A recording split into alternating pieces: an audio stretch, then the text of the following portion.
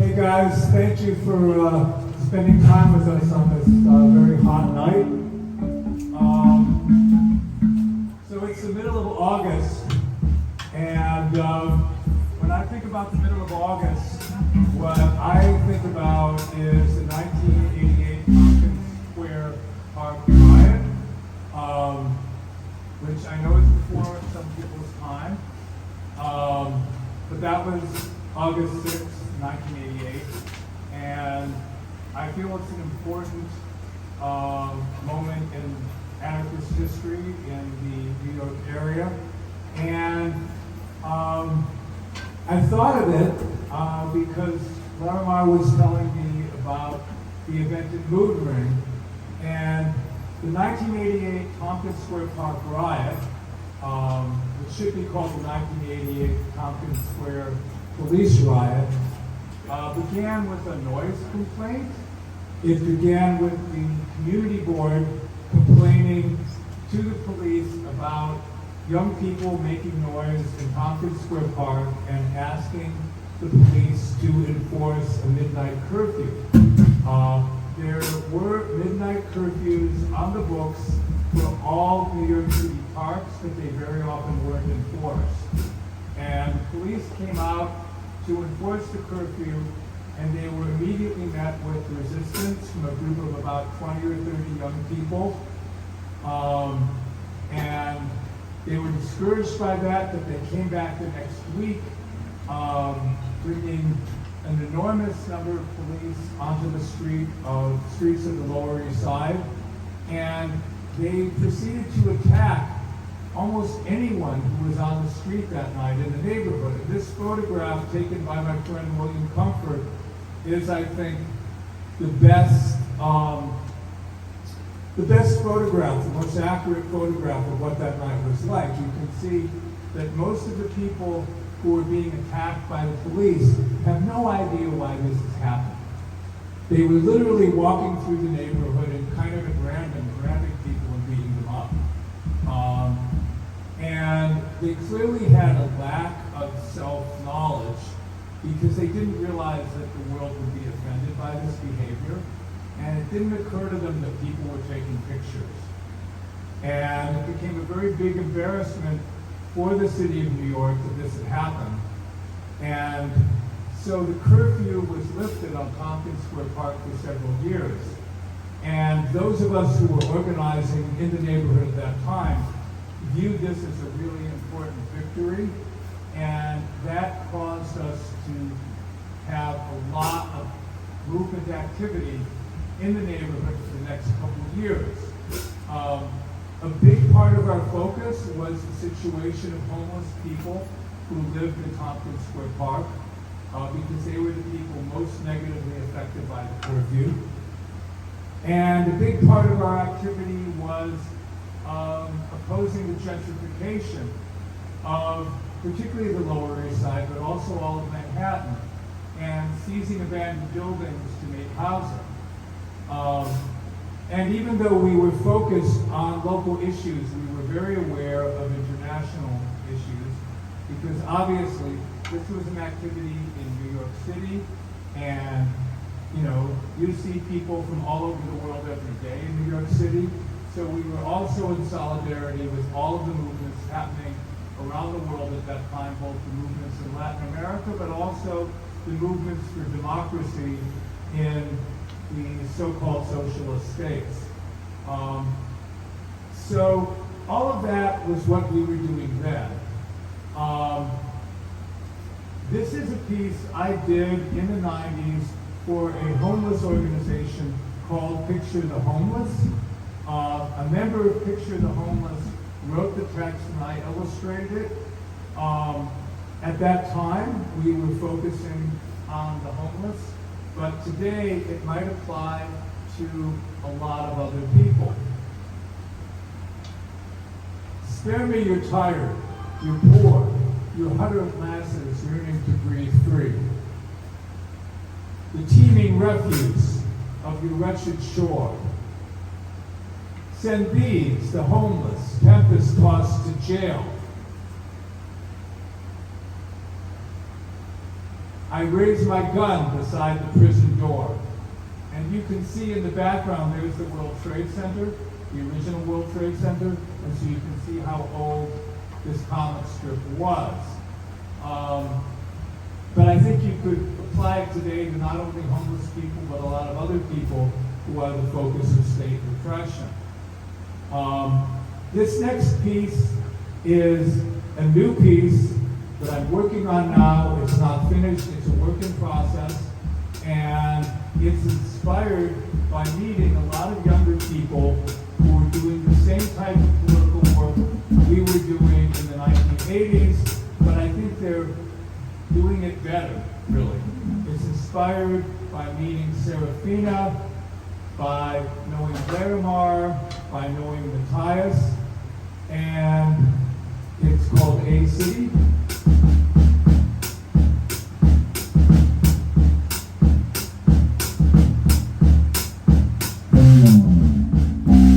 A city is not a prison.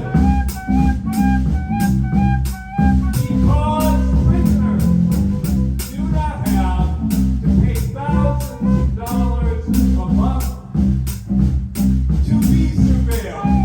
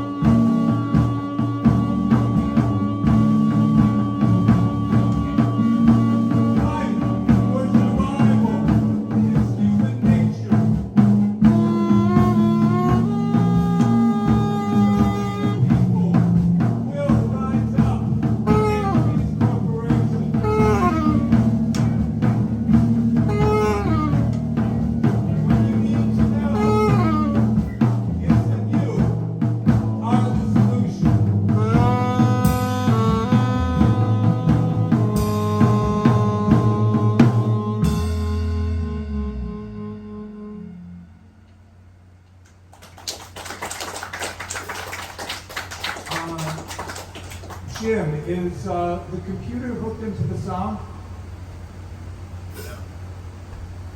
I think you need to attach the menu. Thank you. Yeah.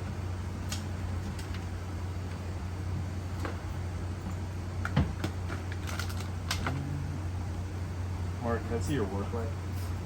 Sure.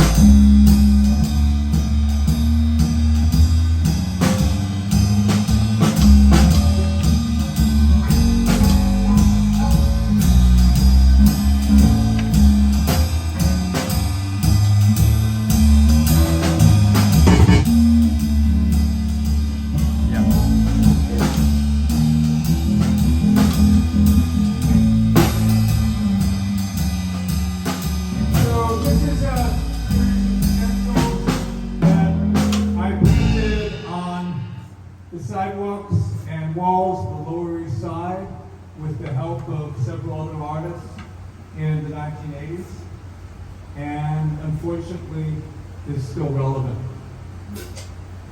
And it's called The World is Being Ripped.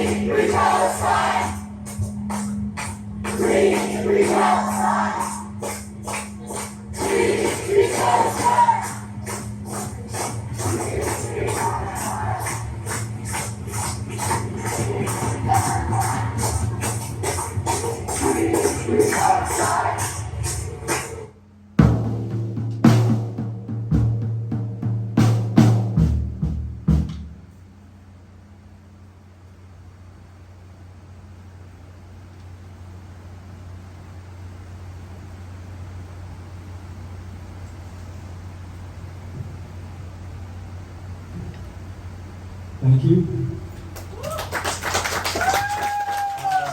Thank you, Eric.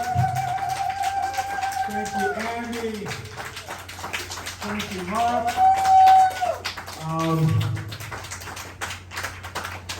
This is a new piece I'm working on. It's a bit different than the other things I'm showing you.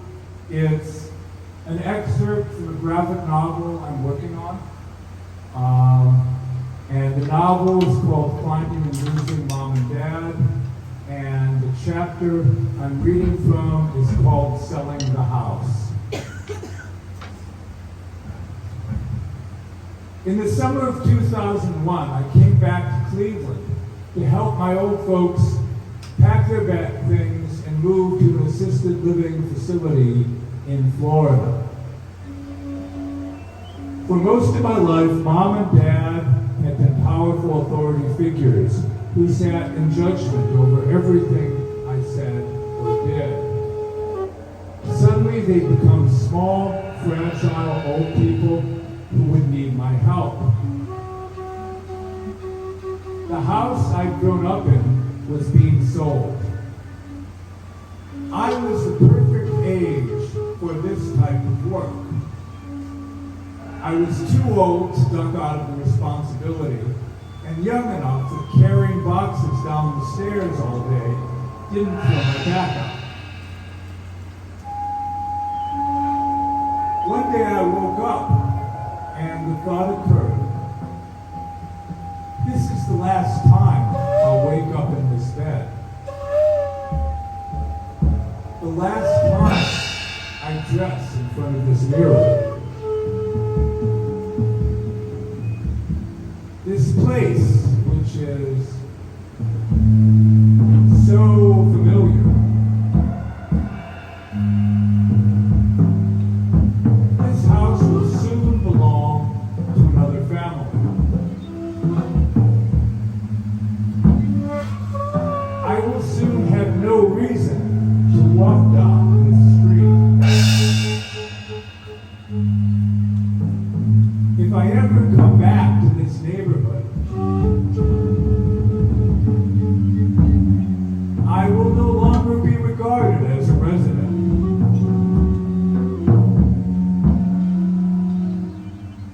I would be an outsider, an intruder.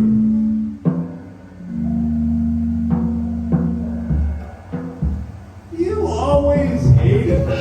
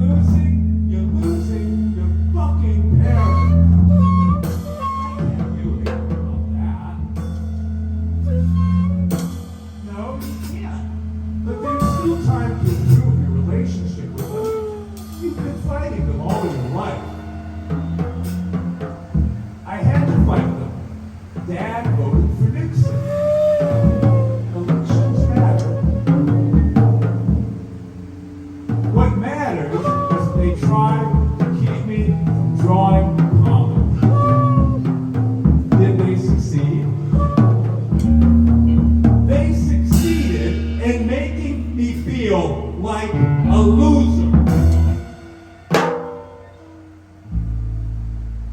everyone loses everyone.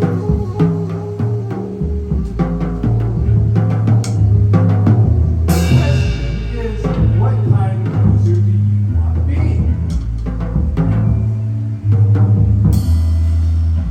Do you want to go to your grave as another white middle class loser who hates his parents? How could you do better than that?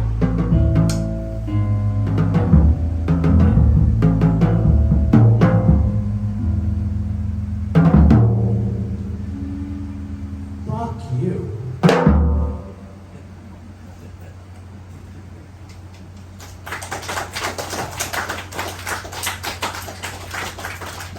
So this next piece is from my most recent published book, and it's going to be performed with the help of Jenny Gonzalez.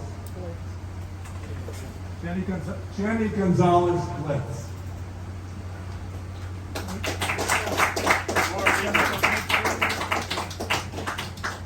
Put it over. Gonna get reverb.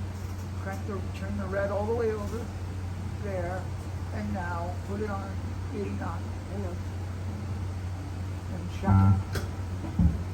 Check it before we start.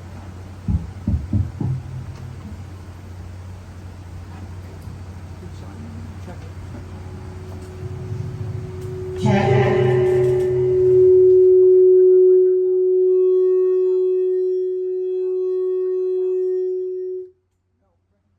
Raise that up a little bit.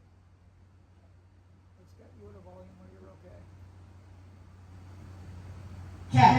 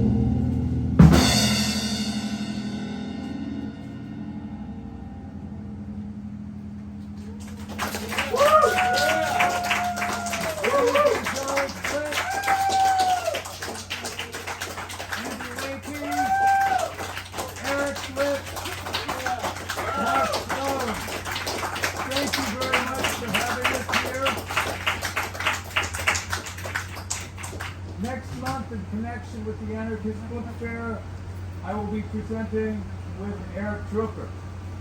Yeah. See you in a month.